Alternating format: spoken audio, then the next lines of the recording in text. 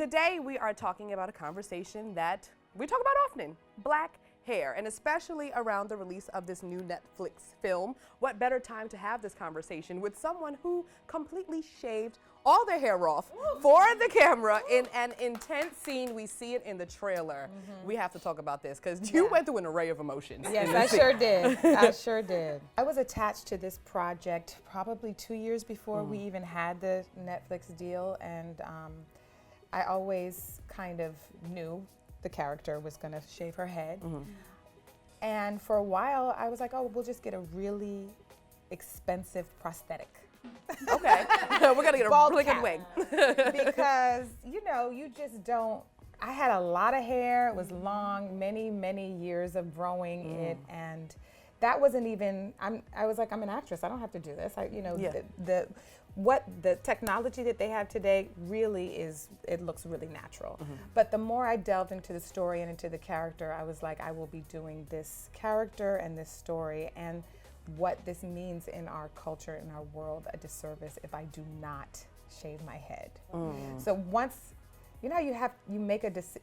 Before you make a decision, it's something that you know you have to do, but you don't want to do it. Yeah. Every day. Oh God, there were about 6 months where I was like, I'm gonna have to do this. I'm gonna really have to do this, and I don't want to do this. But finally, I kind of got on board with it and got excited about it, and I made the decision to do it. And so that day was, you know, I say that it was, I'm playing Violet. Yeah. But I'm also me. Yeah. So it's like that you're seeing two things going on at once in that scene. And we had one take, and one head. One head, one take. I mean, you can't you better get it right.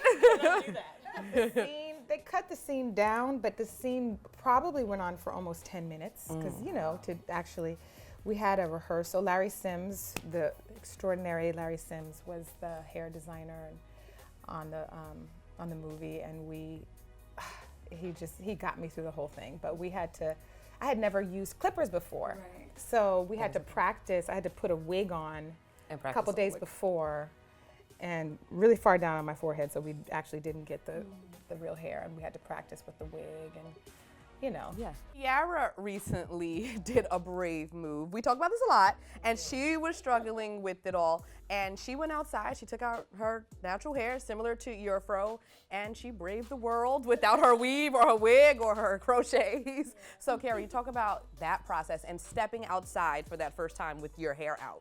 Yeah, I think that throughout my life, I always saw hair as more of a personality thing. So I changed my hair a lot because I'm eccentric, or I change my hair a lot because I'm ever evolving, and it was just part of my personality. But I started to just sit with myself for a while, and I was just like, is this really just because you want to be like an outspoken crazy Leo, or is there something deeper going on that you don't want to wear your hair? And that was kind of my top of the year dedication, is just like, we'll just wear it out. And as I started to do it, I realized I carried so much envy for people who can take out their weaves and just wear their hair comfortably. And, you know, in between our weaves and stuff, we'd be like, when am I gonna get my hair done? I need to make sure I have the money, and I was just like, so many women in the world don't have that stress. Like, let me just be in this like carefree moment and not have to have the panic of figuring out what to do between different protective styles. So I did it, and it was terrifying. You know, I have 4C fine hair. It's not a big, thick fro. It's very soft. It falls flat. You have to do a lot to it to make it stand up. And it's not the hair that I see represented in a lot of those YouTube University tutorials. And I kind of had to pave my own way and create my own space. And I think one thing that helped me was just to see women who had my hair texture. Like, I was literally putting in to Google fine hair, 4C, short textured, like very specific, because sometimes when you just don't see yourself, you start to feel like that is ugly or that's not right. When it's none of those things, it's just different. Well, that's also part of what you're feeling is what so many black women feel because of, until now, which is really sad, 2018, we weren't seeing ourselves represented in advertising, in the magazines, on TV, in movies.